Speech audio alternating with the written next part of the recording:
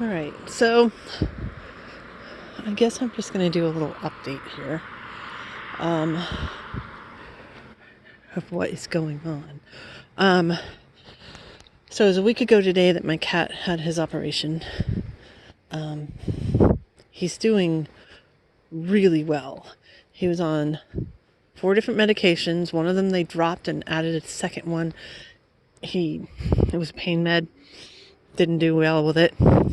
Made him really sick, so he dropped that one, and then a second one he dropped today. So he's only on 2, which is really good. He's had no complications at all. Also really good. He's getting around fine.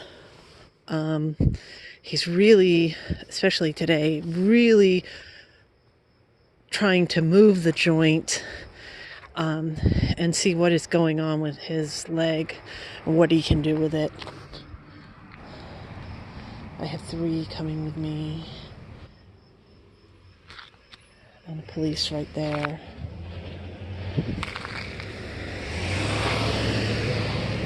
Or sheriff, whatever. Anyway, I'm probably very interested in what I'm doing. Come on, cats!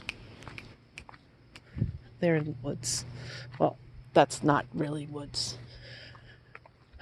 They're in the brush in an overgrown area. And I can hear them. They're coming. Anyway, so the cat is doing very well. 1,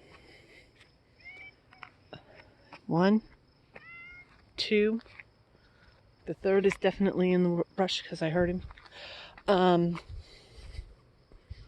My little black cat can't be bothered with going on any of these walks anymore, which is fine.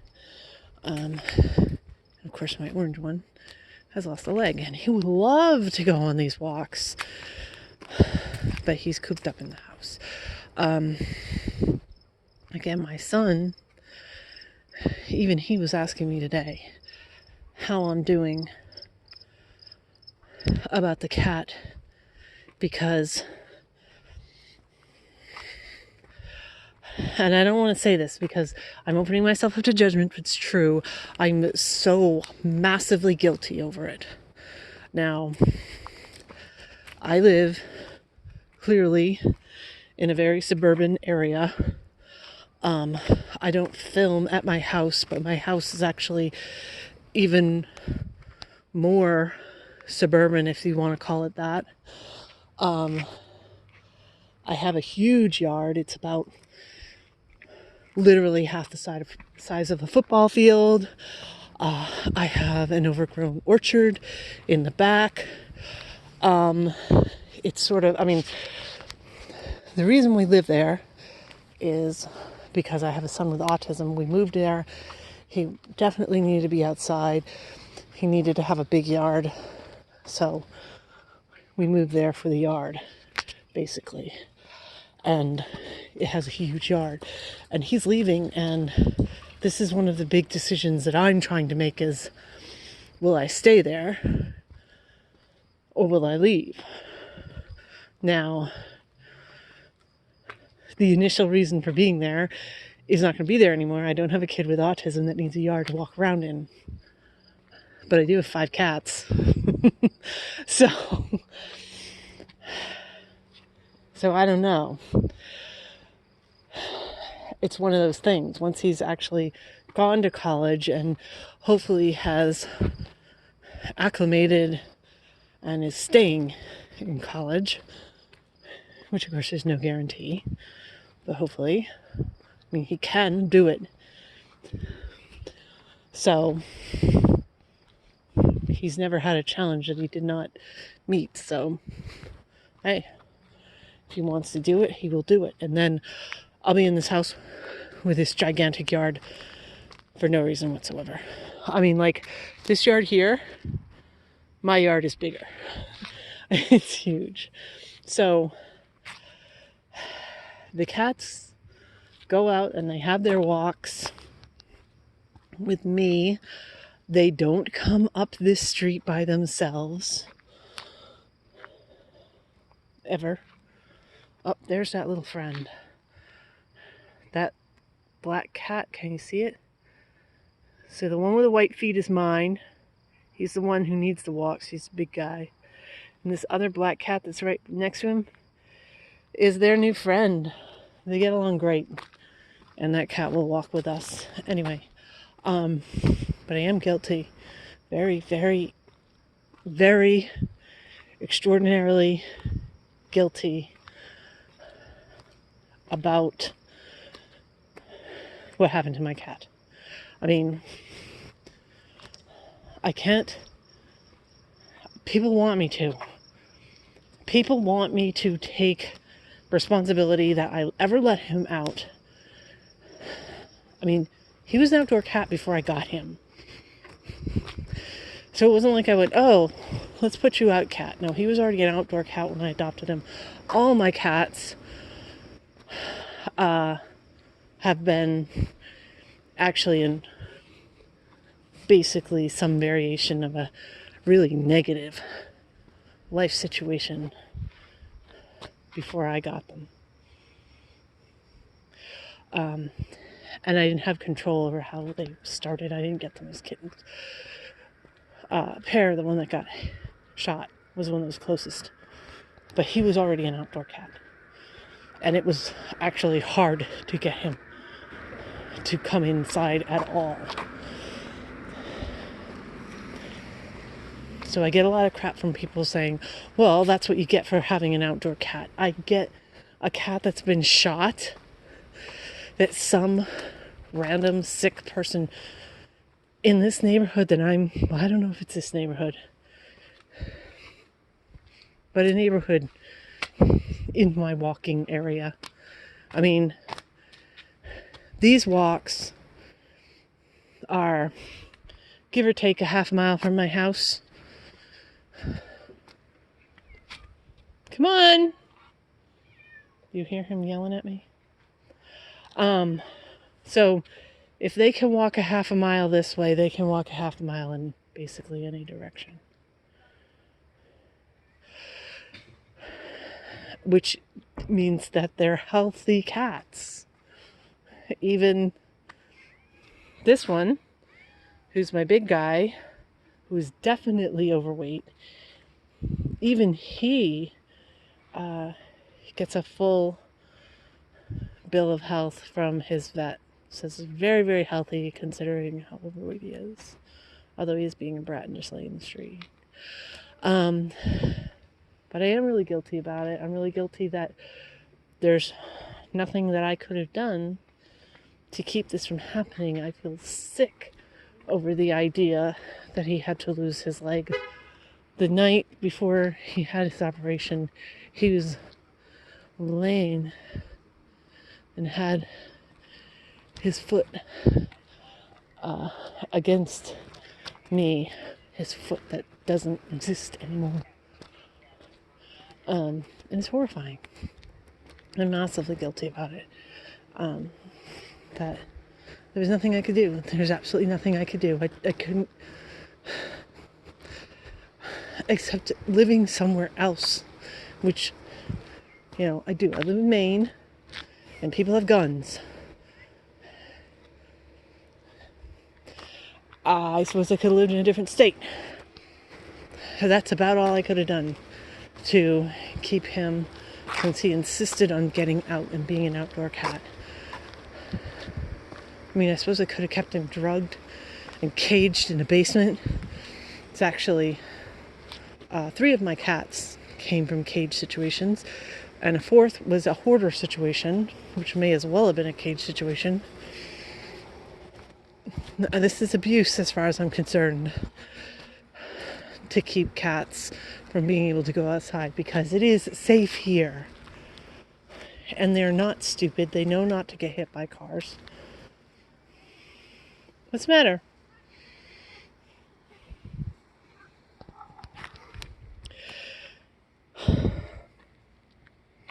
So, I'm still guilty. I feel terrible. I wish I could have done anything. I probably would have. Okay, my cat got this massive infection in his leg. Most likely The bone chips were going necrotic. They were dying, caused an infection. He was on an antibiotic and he still got an infection. So it's pretty bad. If he hadn't have gotten an infection, I probably would have gone against the doctor's orders, and I probably would have kept him in the cast for longer and tried to cape his leg. So by forcing the issue, I guess the infection was the best thing that could happen. The infection is gone. His swelling has gone down.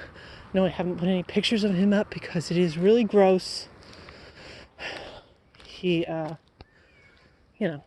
is really gross. If you want to see, I think I put a video up. I think I put a video in one of the, in one of the descriptions. So you could see exactly what happens when they remove a cat's leg. So he has this, stump and a huge scar. He's getting around fine. He doesn't have an infection. He's totally functioning fine. It still makes me sick. Absolutely sick. Doctor insists he's not in pain anymore. I think that's crazy, but she did do a nerve block. He truly does not understand his leg is gone. He keeps trying to scratch his ear with it. He doesn't understand he doesn't have a leg. When he walks, he moves that joint as if he's stepping with a fourth leg. He isn't walking with 3 legs. He's walking with 4. It's just one isn't hitting the ground. He doesn't know that leg's not there. So, but he's doing really well. I'm very guilty about it. I'm getting better because, he's doing really well. That's all there is to it. And if he didn't have this disgusting operation, he would have died. He would have died from the infection. So I didn't really have a choice. As far as how is my avoidance doing with all this shit? It's been running incredibly high.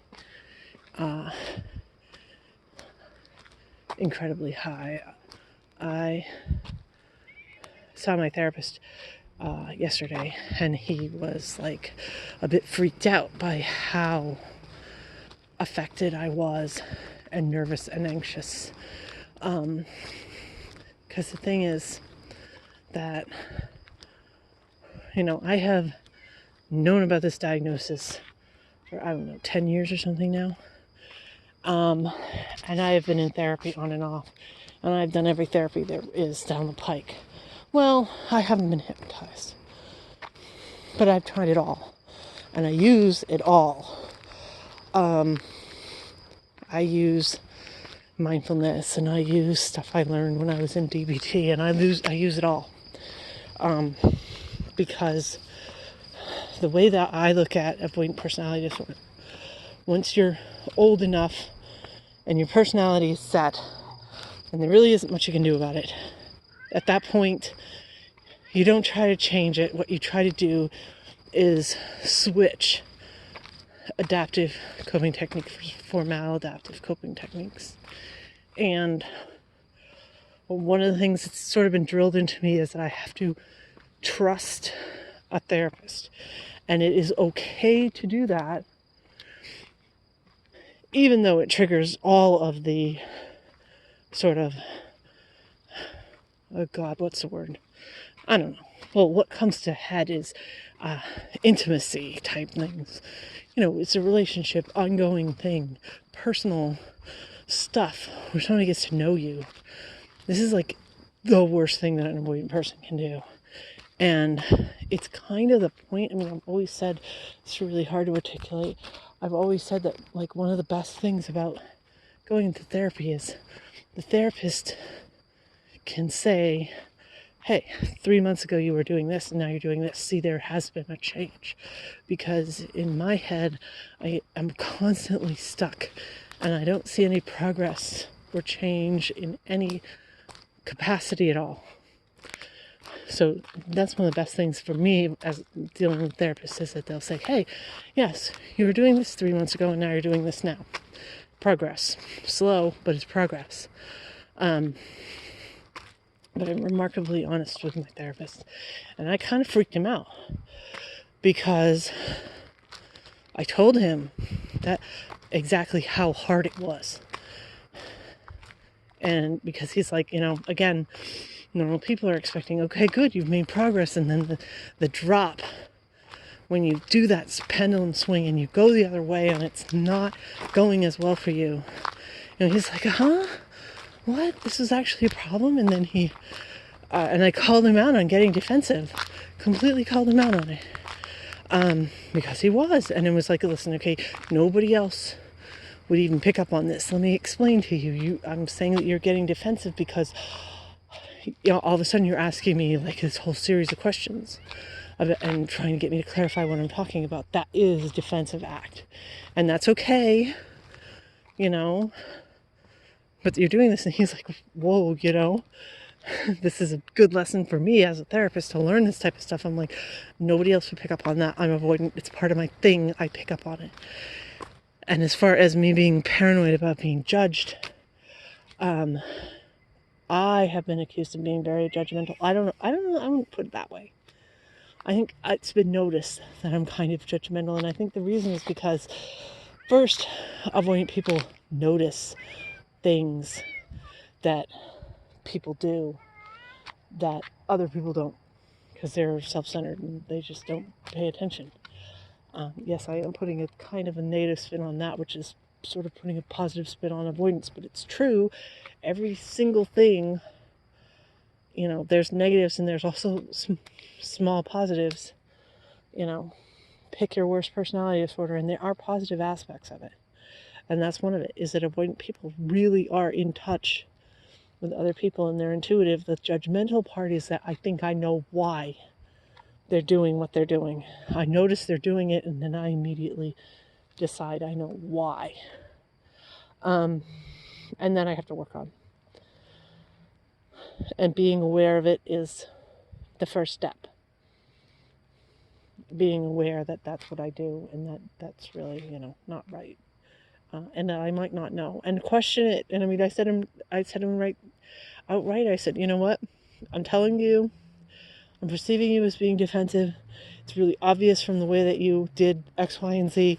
And I said, I'm telling you because, who knows, maybe you're going to tell me that you're on, I don't know, allergy medication and it just wore off. And you had been kind of dopey and then all of a sudden you clicked in and the reason you started asking me all these questions was because all of a sudden you were clear-headed and you weren't before. I don't know. That's possible. It's pretty clear. And I was right. He was being defensive slightly. But it's possible that it's something else. So you got to check that. Anyway, I got to get this cat back home. How I'm doing. Do you hear that? There's a moose calling. I probably should have shut up so you could hear it. But anyway. Because I don't hear it now. Moose is not good. I've never seen a moose in this neighborhood. Deer. Moose are big deer, basically. I hope the moose doesn't come after me because, it's like getting hit by a car if a moose comes after you. Anyway, so that's what's going on, is that avoidance is really high. Considering everything I've been going through, it's amazing it's not way worse. Oh, the cat's paying attention to something over there. Maybe there really is something coming this way. Anyway, I don't know. I think that considering it's amazing I'm not to the point where I need further intervention, like hospitalization type thing. I'm not anywhere near that level. I think we're going to try and go for a mini vacation. Like a road trip type thing. Soon. Which I've been saying forever, but I really think that depending on how well the cat's appointment goes this week, I think that we need to do it and get it over with, because I'll be putting it off forever and it'll never happen. What are you looking at, Kat? There's definitely something over there. Want to get going? So anyway, Kat's doing fantastic considering he had a bullet taken out of him and his leg cut off. He's doing great. And I am having a kind of a normal avoidant reaction, which is the pendulum's going the other direction, but I'm aware of it, and that's helping a lot to know what's going on, so that I don't, I'm not blindsided, and really trying not to take it personally and say this is my fault, I'm causing this. It helps that other people are in tune. When people are like, oh, I have to not be interacting with you over the next day. It's not because I'm not interested in updates on the cat, but I have this other thing going on, so don't think that I'm sick of hearing about it. I mean, that's like awesome. If you can get the people in your life to just give you updates of what's going on, so that you don't notice something and then decide on the reason why, that has nothing to do with reality. A lot of times it does. I mean, avoidant people are usually on the ball, but sometimes it has nothing to do with reality, and it's just going to mess you up if you decide that you're the cause for other people's reactions. Sometimes you are. A lot of times maybe you are, but not all the time. So that helps too. And it's hard ask to say, I want you to tell me what's going on. I'm not going to question it. I'll say, good for you. Good luck with whatever. I'm not going to be like a borderline person and beg you to stay. But knowing helps. The more knowledge helps. Helps me not be acting psychotic. And once people hear that and they try it and they see that it works, hey, generally they're totally on board with keeping up with that.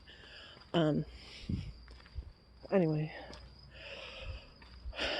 so I can keep yapping, but there really isn't much more to say.